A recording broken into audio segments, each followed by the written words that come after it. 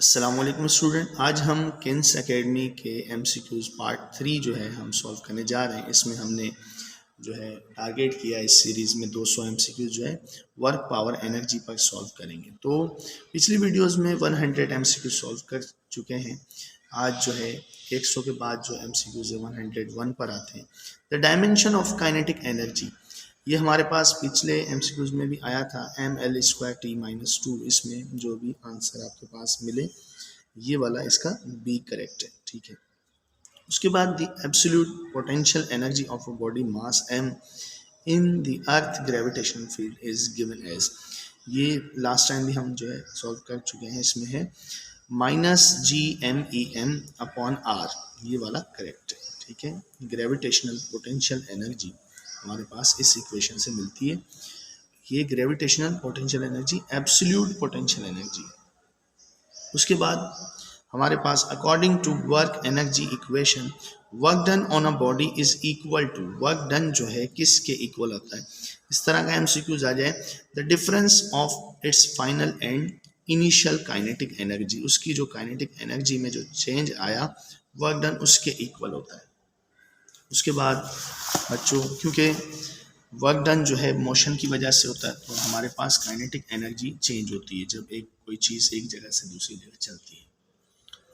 उसके बाद है tidal energy is due to gravitational pull of moon, moon की जो हमारे पास इंट्रैक्शन है अर्थ के साथ, मून जो रिवॉल्व करता है अराउंड अर्थ, उसकी वजह से समंदर के अंदर जो वेव्स बनती हैं उनसे हमें टाइडल एनर्जी मिलती है।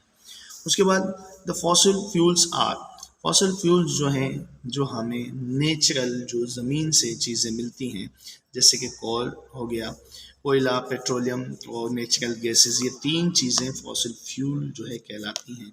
ये हज़ारों साल पहले जो डायनासोर वगैरह जो जानदार चीज़ें ज़मीन में दफन हुई थी वो एनर्जी में कन्वर्ट हो गई, जिनकी वजह से फॉसिल फ्यूल बना।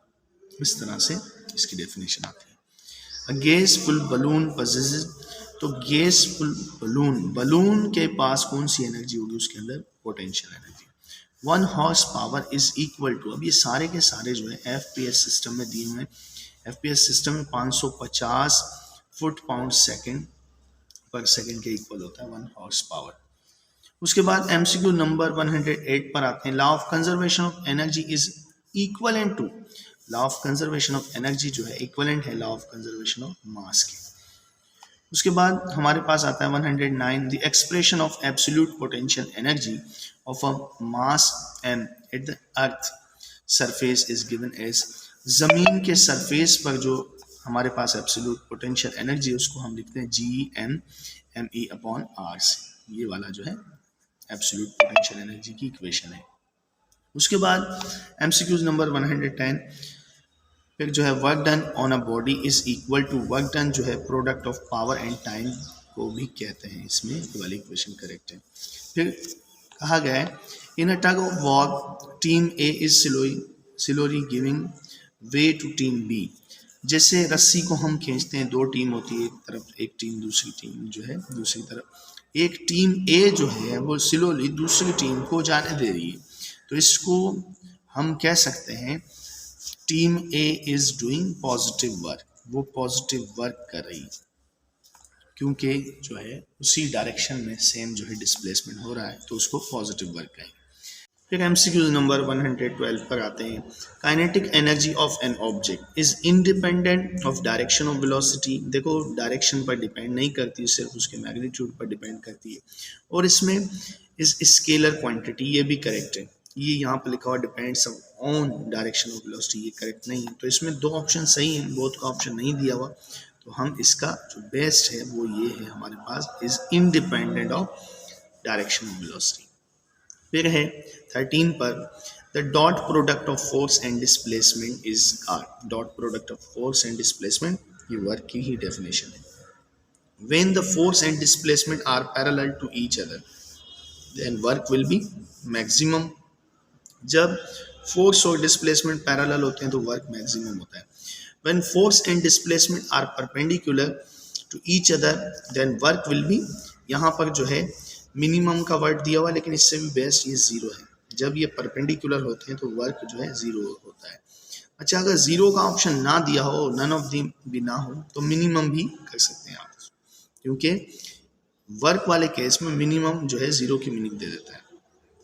अब यहाँ पर जो है when the force and displacement are in opposite direction then work is, जब फोर्स और डिस्प्लेसमेंट अपोजिट डायरेक्शन में होंगे तो वर्क क्या होगा, नेगेटिव हो जाएगा। ठीक है, उसके बाद हमारे पास work is certainly done if a body, अगर बॉडी जो है सम डिस्प्लेसमेंट कवर करे, वर्क डन हो जाएगा।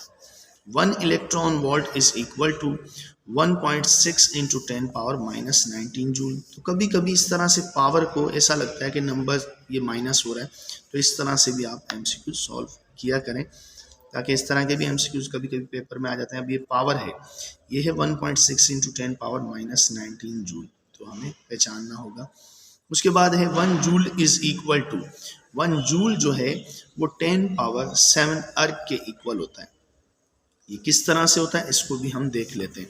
जैसे हमारे पास मिसाल के तौर पर 1 जूल जो है ये है हमारे पास 1 जूल, जो बराबर होता है न्यूटन मीटर के, न्यूटन मीटर के इक्वल है, और न्यूटन बराबर है केजी मीटर पर सेकंड स्क्वायर के, और सामने भी एक मीटर लिख देते हैं। अब सीजीएस सिस्टम में अर्ग है इसका यूनिट। अब हम इसे सीजीएस सिस्टम में कन्वर्ट करें तो 1000 ग्राम होते हैं 1 किलोग्राम में, और 1 मीटर में 100 जो है सेंटीमीटर होते हैं, अपॉन में ऐसे का ऐसा सेकंड का स्क्वायर, और ये भी 100 सेंटीमीटर के इक्वल है ये जो मीटर है। अब देखें इनको नंबर्स को एक तरफ लिख रहे थे, 3 0 2 0 2 0, टोटल जो है हमारे पास 7 जीरो हो गए। ठीक है, और आगे बच गया सेंटीमीटर, ये यहाँ पर 1 ग्राम है, ग्राम सेंटीमीटर पर सेकंड स्क्वायर, और आगे 1 और सेंटीमीटर, तो ग्राम सेंटीमीटर पर सेकंड स्क्वायर डाइन के इक्वल होता है। ये डाइन इंटू सेंटीमीटर, और ये हो गया 10 पावर 7। अब डाइन इंटू सेंटीमीटर ये होता है अर्ग के इक्वल, इसको हम लिख सकते हैं इस तरह से, ये जो है देखो डाइन इंटू सेंटीमीटर, इसको आप लिख सकते हो दिस इज अर्ग। ये अर्ग जो है ये यूनिट है हमारे पास एनर्जी का, किसके अंदर, सीजीएस सिस्टम में, जो कि यहाँ पर 1 जूल जो है बराबर होता है 10 पावर 7 अर्ग के। और कभी कभी पूछ लिया जाता है 1 अर्ग इज इक्वल टू, 1 अर्ग जो है 10 पावर माइनस 7 जूल के इक्वल होता है, 1 अर्ग जो है इतने जूल के इक्वल है। तो उसके बाद करेक्ट ऑप्शन जो है देखते हैं, हमारे पास आ जाता है 1 joule is equal to 10 power 7 erg, ये पावर में है। ठीक है, 107 लिखा हुआ है इन्होंने, तो ऐसे भी कभी कभी हम पहचान लेते हैं। The dot product of force and velocity is called, force और वेलोसिटी का डॉट प्रोडक्ट लिया जाए तो ये बराबर होता है हमारे पास पावर की। उसके बाद बच्चों हमारे पास power is scalar quantity, power जो है स्केलर क्वांटिटी है। फिर 122 पर आते हैं, a man does the work if goes to lift या fifth floor, goes to fifth floor of the building, ये ऊपर जाता है। उसके बाद दूसरे ऑप्शन में दिया हुआ है goes to fifth floor of the building and come back to the ground floor, तो ये तो नहीं है। Remain on the same floor, ये भी नहीं है। हम यहाँ पर जो है ए वाला टिक करने जा रहे हैं, क्योंकि जब बंदा ग्राउंड फ्लोर से ऊपर फिफ्थ फ्लोर पर जाता है तभी वर्क डन होगा, जब वो जाकर वापस आए तभी वर्क डन नहीं होगा, जीरो। अब आते हैं एमसीक्यूज नंबर 123 पर। Work energy equation is simply law of conservation of energy, तो इसका ऑप्शन बी सही है। उसके बाद the work done by a grass cutter is maximum when pulls it along line to the floor, जैसे हम अगर फ्लोर पर उसको आगे की तरफ लेकर जाएं जब वर्क डन होगा उससे, अगर हम उसको ऊपर 45 डिग्री के एंगल पर खींचे या 90 पर, तब वर्क नहीं होगा। यहाँ पर जो है वर्क डन मैक्सिमम पूछा गया, तो मैक्सिमम का ऑप्शन इसमें पैरेलल वाला ही। A car covers some distance without any acceleration in it, then engine did some positive work या engine did some negative work, the engine does not work या engine done no work. ये सही है, क्योंकि engine जो गाड़ी के अंदर होता है उसने कोई वर्क नहीं किया, वो गाड़ी के हिसाब से विद रिस्पेक्ट टू कार वो उसके साथ ही था, जीरो वर्क हो गया, डिस्प्लेसमेंट जीरो कवर किया उसने गाड़ी के हिसाब से। अ बॉडी यहाँ पर है, a body lift a block on to a table in time, कुछ जो है उसने टाइम लगाया।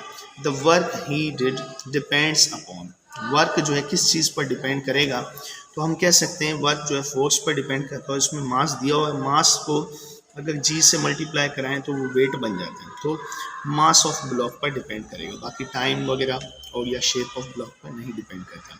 उसके बाद दिया हुआ है 127 में the unit of power is, power का जो यूनिट है वो न्यूटन मीटर पर सेकेंड है, क्योंकि यही वॉट के बराबर बनता है।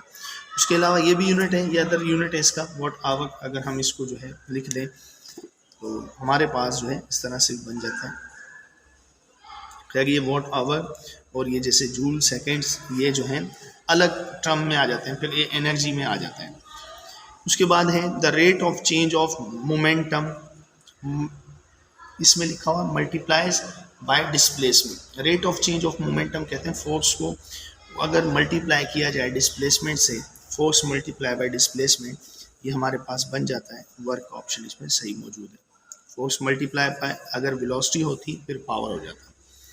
अच्छा बच्चों, gravitational potential energy transfer into kinetic energy. Gravitational potential energy जब ट्रांसफर होती है या पोटेंशियल एनर्जी काइनेटिक में जब ट्रांसफर होती है, जब कोई बॉडी ऊपर से नीचे की तरफ गिर रही हो। A body fall from a table, ये भी सही है इसमें। Dash of the following represent the energy loss by 1 newton weight in falling through 10 metre. जो हमारे पास देखें कोई वजनी चीज़ 1 न्यूटन की ऊपर से गिर रही है, उसने 10 मीटर का फासला तय किया, तो उसने वर्क कितना, वर्क होता है फोर्स मल्टीप्लाई बाय डिस्प्लेसमेंट, तो 10 जूल जो है वर्क परफॉर्म किया उसने या लॉस्ट किया। यहाँ पर वॉट में बी डिफाइन एज, वॉट जो है जूल पर सेकेंड को कहते हैं, तो हमारे पास ये ऑप्शन इसका बी सही है। उसके बाद हमारे पास है dash of the following does not convert one type of energy into another type. देखो सोलर सेल भी एनर्जी कन्वर्टर है, स्टीम इंजन भी एनर्जी कन्वर्टर है, ट्रांसफार्मर जो होता है वो ट्रांसफॉर्म करता है वोल्टेज को ज़्यादा से कम, कम से ज़्यादा, इस तरह से। ये जो है कन्वर्टर नहीं है, एनर्जी कन्वर्टर नहीं है। उसके बाद dash of the following has the same unit as that of potential energy, तो वर्क का यूनिट जो है पोटेंशियल एनर्जी जैसा ही। उसके बाद ये वाला सवाल है a man 100 kg is moving on a hill in 10 second if the power is equal to 1000 watt then height of hill should be. अगर g की वैल्यू 10 ले रहे हैं तो इसको हम सॉल्व कर लेते हैं। इसका डेटा लिखते हैं जिसमें मास हमें दिया हुआ है, mass is equal to 100 kg। अब इसको अगर हम g से मल्टीप्लाई करा दें तो हमारे पास वेट आ जाता है। वेट कितना आ गया, वेट सिंपली जब मास मिला हुआ हो समझ जाएं कि वेट मिला हुआ है। अब इस प्रॉब्लम में हमें वेट मिला हुआ है और टाइम दिया हुआ है 10 सेकेंड्स और उसके बाद जो है पावर दिया हुआ है 1000 वॉट। टाइम है हमारे पास 10 सेकेंड्स और पावर है 1000 वॉट। बच्चों अब मालूम क्या करना है, डिस्प्लेसमेंट पूछा गया तो आपको पता ही है power is equal to F D और अपॉन में टी। अब ये डिस्प्लेसमेंट मालूम करना है, डिस्प्लेसमेंट की इक्वेशन बन जाएगी displacement is equal to P T और अपॉन एफ। अब ये वाला फॉर्मूला है product of power and time divided by force is equal to displacement, इस तरह से भी आ जाता है। तो पावर दिया हुआ 1000 वॉट और टाइम दिया हुआ है 10 सेकेंड्स और उसके बाद वेट जो दिया हुआ, वेट एक फोर्स होती है, इस तरह से हमारे पास ये वेट इस तरह से कैंसिल हो जाएगा जो 1000, बाकी क्या बच गया, सिर्फ 10 बच गया। तो 10 जो है हमारे पास मीटर डिस्प्लेसमेंट होगा। अब इसमें हम जो है टिक कर देते हैं 10 मीटर का, करेक्ट ऑप्शन ये वाला बी है। ठीक, उसके बाद आते हैं एमसीक्यूज नंबर 135 पर। A body whose mass is 400 gram find that he can run up height of 100 steps each 10 centimetre high in 2 second. 2 second के अंदर कोई ये 400 ग्राम की चीज़ है, बुलेट हो सकती है गन की, वो यूँ समझो कि हमारे पास कितने स्टेप, 100 स्टेप चलती है और हर स्टेप का जो फासला है वो है 10 सेंटीमीटर। इसका मतलब उसने 1000 सेंटीमीटर का फासला तय किया जो बराबर है 10 मीटर के। यहाँ पर जो है हम लिख सकते हैं 10 मीटर डिस्टेंस, और इसको मास को ग्राम को सबसे पहले कन्वर्ट करेंगे किलोग्राम में, फिर जो है वेट निकाल लेंगे इसका, वो आपके पास फोर्स मिल गई, फोर्स मल्टीप्लाई बाय डिस्प्लेसमेंट और divided by time is equal to power. अब इसको हम देखते हैं, हमने ये सॉल्व किया है। सबसे पहले मास है 400 ग्राम, 0.4 kg के इक्वल होता है, और 0.4 kg को g की वैल्यू 10 से मल्टीप्लाई करेंगे। 4 न्यूटन जो है वेट होता है 400 ग्राम मास। ये चीज़ याद रखना है, एक शॉर्ट ट्रिक भी है। 500 ग्राम मास जो है 5 न्यूटन होता है। इस तरह से डिस्प्लेसमेंट देखते हैं कितना हुआ। 100 स्टेप चले हैं, हर स्टेप जो है 10 सेंटीमीटर का, मतलब 1000 सेंटीमीटर जो कि 10 मीटर के बराबर है, क्योंकि 100 सेंटीमीटर 1 मीटर के बराबर है। अब आपके पास टाइम भी है 2 second. Force multiply by displacement divided by time is equal to power. तो पावर हमारे पास 4 न्यूटन फोर्स, 10 मीटर फासला, और 2 हमारे पास ये जो है, यूँ समझे टाइम लगा 2 सेकंड, तो इसको अगर हम कैंसिल कर दें, वैसे भी 4 10 40 और डिवाइडेड बाय 2 20 आंसर आएगा। अब इन्होंने किलोवाट में जो है आंसर दिया हुआ, तो हम इसको अगर 20 को लिखना चाहें किलो की टर्म में, तो हम क्या करेंगे, इस डेसिमल पॉइंट को 3 हिस्से इस तरफ ले जाएंगे, तो 10 पावर 3 लिखा जा सकता है। वो हो जाएगा 0.02 इंटू 10 पावर 3 वॉट, तो इसको हम लिख सकते हैं 0.02 और यहाँ पर किलो वॉट। तो आंसर जो है 0.2 किलो वॉट है। इसमें देखते हैं इन्होंने इसी तरह से आंसर दिया हुआ है, ये 0.02 किलो वॉट है, तो ये इसका करेक्ट आंसर है। उसके बाद अब आते हैं, a ball during its downward journey possessive, नीचे आते हुए उसके पास both kinetic energy and potential energy दोनों ही होती है, कोई चीज़ अगर ऊपर से नीचे आ रही होगी। Work done in gravitational field, gravitational field के अंदर independent of path followed by object. ये यहाँ पर जो है ग्रेविटेशनल फील्ड में, ये कंजर्वेटिव फील्ड है, इसमें पाथ पर डिपेंड नहीं करता। Work done in gravitational field along close path is equal to 0। Work done जो है क्लोज पाथ अगर हो ग्रेविटेशनल फील्ड के अंदर तो 0 हो जाता है। उसके बाद है Einstein's mass energy equation is equal to mc²। ये हमारे पास जो है आइंस्टाइन की मास एनर्जी इक्वेशन है। उसके बाद बच्चों हमारे पास ये होता है MCQ नंबर 140, ये है 1 kilowatt hour is equal to 1 kilowatt hour, ये हमने जो है सॉल्व किया था 3.6 इंटू 10 पावर 6 जो है जूल के इक्वल होता है। किलोवाट आवर जो है हमारे पास यूनिट है एनर्जी का, ये हमने सॉल्व किया था। उसके बाद है the tidal energy is due to, tidal energy जो है वो किस वजह से होती है, rotation of earth relative to moon, moon की जो रोटेशन है हमारे पास अर्थ के अराउंड, उसकी वजह से ज़मीन, उसकी वजह से जो समंदर है उसकी पानी की जो है लहरें बनती हैं, उसकी वजह से टाइडल एनर्जी प्रोड्यूस होती है। ये मोशन ऑफ मून करेक्ट है। डायमेंशन ऑफ वर्क ml²T-2, यहाँ पर जो है कि इसका पावर में है T-2, तो करेक्ट ये है। इसको हम जो है वर्क की डायमेंशन सेम है, डायमेंशन जो है एनर्जी की जो होती है, द डायमेंशन ऑफ एनर्जी पूछ लिया, यहाँ पर डायमेंशन ऑफ वर्क तो बात एक ही है। यहाँ पर ml²T-2, इसका भी करेक्ट ऑप्शन यही है। डायमेंशन ऑफ एनर्जी और वर्क की सेम होती है। द डायमेंशन ऑफ पावर, इसमें अब जो है एक पावर जो है हम सेकंड ऐड कर देंगे, यहाँ पर जो ना जैसे पावर 2 है माइनस के, तो यहाँ पर जो है ml²T-3 ये पावर में आएगा। पहली ये बात बता दूं आपको, ये -3 लिखा हुआ लेकिन ये पावर में है, ठीक है, कुछ सवाल ऐसे भी आ जाते हैं। Dash of the following quantity is defined as rate of expenditure of energy, rate of doing work, rate of expenditure of energy, ये पावर ही होता है, पावर की डेफिनेशन। उसके बाद है 146, a person having a mass, person के पास मास जो है 60 kg एक्सर्ट हॉरिजेंटल फोर्स, आदमी ने, एक बंदा है जिसका मास जो है वो 60 kg है, उसने 300 न्यूटन फोर्स लगाई पुशिंग अ 90 kg ऑब्जेक्ट, ठीक है, वो डिस्प्लेसमेंट तय हुआ 3 मीटर। तो इसमें देखो बंदे का मास कितना भी हो, हमें उससे क्या, हम देखेंगे उसने फोर्स कितनी लगाई, किस चीज़ पर लगाई, वो कितने भी kg की हो, हमें सिर्फ डिस्प्लेसमेंट चाहिए। ऑब्जेक्ट का वजन कुछ भी हो, मास कुछ भी हो, हम देखेंगे उसने फोर्स लगाई 300 न्यूटन और डिस्प्लेसमेंट तय हुआ 3 मीटर। 300 को 3 से मल्टीप्लाई किया, 900 जूल वर्क हुआ। यहाँ पर जो है लिखा गया है the work done by the person, तो ये ही हमें मालूम करना था।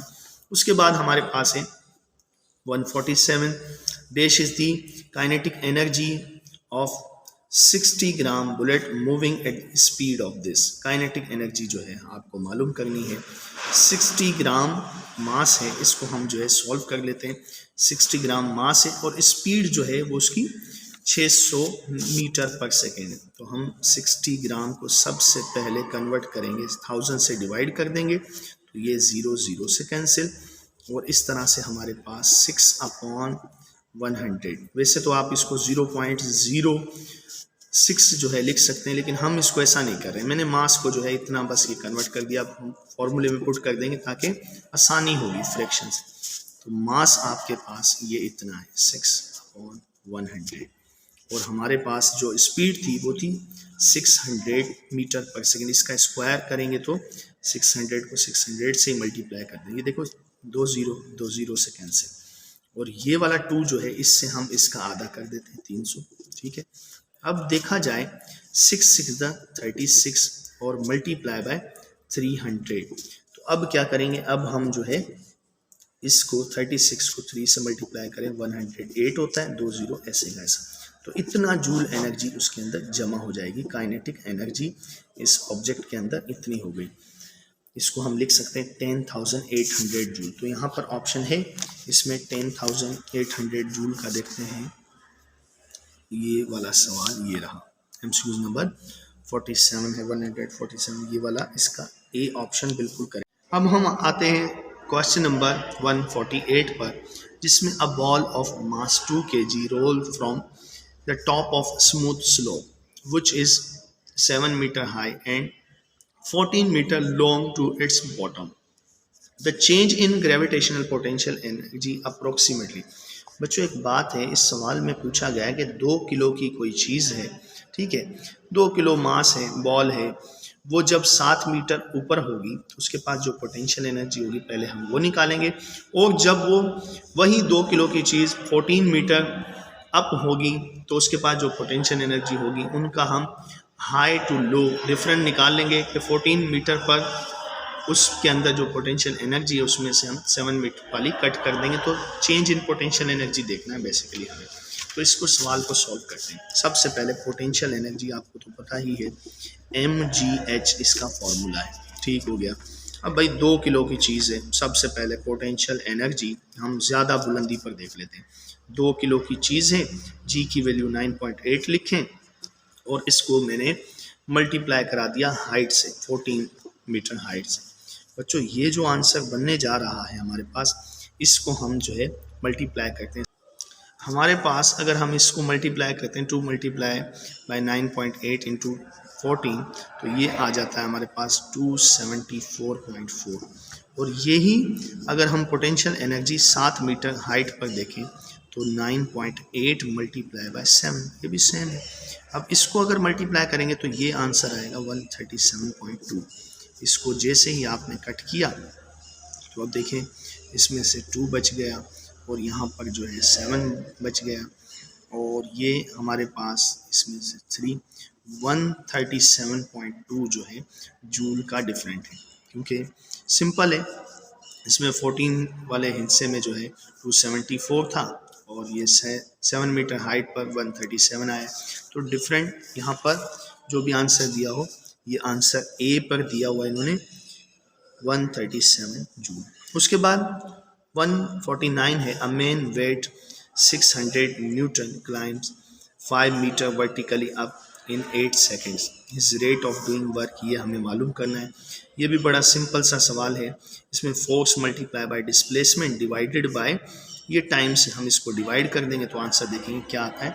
सबसे पहले इसको हम जो है सॉल्व करते हैं इसी पेज पर। फोर्स जो है, force multiply by displacement divided by time is equal to power. 600 newton multiply किया 5 मीटर और डिवाइडेड बाय 8 सेकेंड्स। अब इसका आधा किया 4 आया, इसका आधा 300 कर देते हैं, ठीक है। इसका आधा किया 2 आ गया, इसका आधा 150 कर दिया हमने। इसका आधा फिर से ये 75 को जब 5 से मल्टीप्लाई किया 375 आंसर आएगा इसका वॉट, क्योंकि ये पावर हम मालूम कर रहे हैं। तो बड़ा सिंपल सा है, 375 अगर इसमें जो आंसर है हम इसको टिक कर देंगे। उसके बाद MCQ नंबर 50 पर आते हैं। 1 kg mass has kinetic energy 1 joule when its speed is. Speed हमें मालूम करनी है, बड़ा सिंपल ये सवाल है, उसको हम जो है टेक्निक से सॉल्व करेंगे। उसके बाद बहुत सारे MCQ और भी हैं, हम इस वीडियो में जो है 50 MCQ ही सॉल्व कर रहे हैं। पार्ट 3 था, उसके बाद हम पार्ट 4 जो है वो देखेंगे।